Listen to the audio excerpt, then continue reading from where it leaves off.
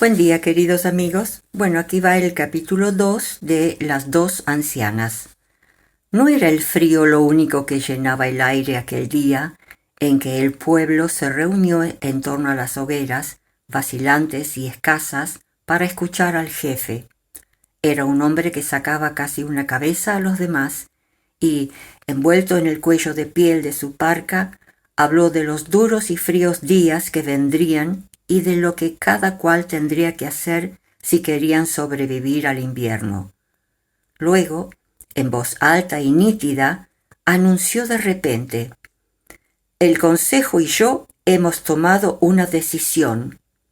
Hizo una pausa como si buscara fuerzas para proseguir. «Tenemos que abandonar a las ancianas». Sus ojos recorrieron rápidamente el grupo a la espera de una reacción, pero el hambre y el frío habían hecho estragos, y el pueblo no pareció conmoverse. Muchos lo esperaban, y algunos creían que era lo mejor. En aquellos días, abandonar a los viejos en tiempos de hambruna era frecuente, aunque esa era la primera vez que ellos lo hacían. La desolación de la tierra primitiva parecía exigirlo, ya que para poder sobrevivir, la gente se veía forzada a imitar algunas de las costumbres de los animales. Al igual que los lobos más jóvenes y diestros se deshacen de un viejo líder de la manada, esa gente abandonaba a sus ancianas para poder viajar más rápidamente sin una carga adicional. La mayor, Chizijiang, tenía una hija y un nieto en el grupo. El jefe los buscó entre la multitud y comprobó que ellos tampoco habían reaccionado. Tranquilizado al ver que su desagradable declaración no había provocado ningún incidente, el jefe ordenó a todos que recogieran de inmediato sus posesiones. Sin embargo, aquel hombre valeroso, su líder, no fue capaz de mirar a las dos ancianas, porque ya no se sentía tan fuerte. El jefe sabía que el pueblo, que había cuidado a las dos ancianas, no podría objeciones. La dureza de aquellos tiempos anulaba de tal modo a los hombres que una palabra dicha a la ligera o una cosa mal hecha desataba la ira entre ellos y empeoraba la situación.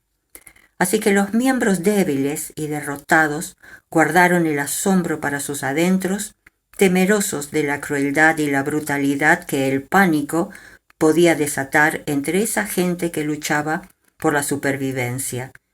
Sin embargo, a lo largo de los muchos años que las mujeres llevaban en el grupo, el jefe les había tomado afecto.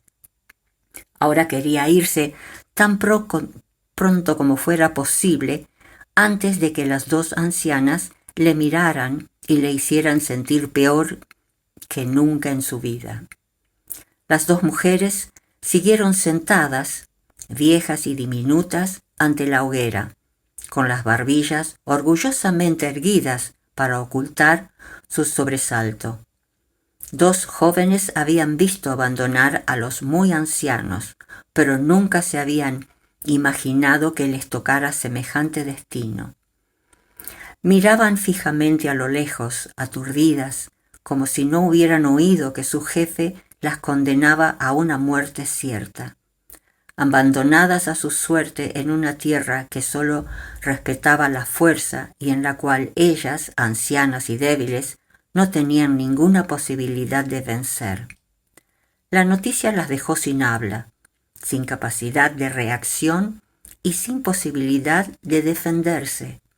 De las dos, solo Chizijiang tenía familia, una hija, Osi-Neli, y un nieto, Shrusu. Esperaba que su hija protestase, pero como ésta no lo hizo, se quedó más hundida que nunca. Ni siquiera su propia hija intentaba protegerla. A su lado, Tsa también estaba aturdida. La cabeza le daba vueltas. Quería gritar, pero ningún sonido salía de su garganta. Se sentía como si viviera una espantosa pesadilla en la que no podía moverse ni hablar.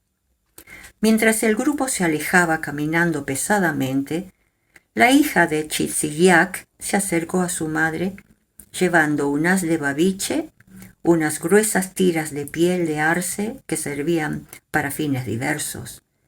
La vergüenza y el dolor la obligaron a bajar la cabeza, porque su madre rehusó mirarla. Chitzilyak siguió mirando impávida hacia delante.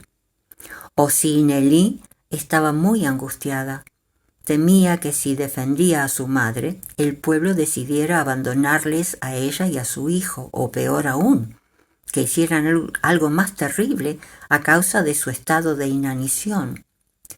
No se atrevió a correr un riesgo tan grande. Con estos terribles pensamientos y con la mirada triste, Osinelí imploró en silencio perdón y comprensión mientras posaba suavemente el babiche delante de su madre, imperturbable. Luego dio la vuelta lentamente y se alejó con el corazón encogido, segura de que la había perdido.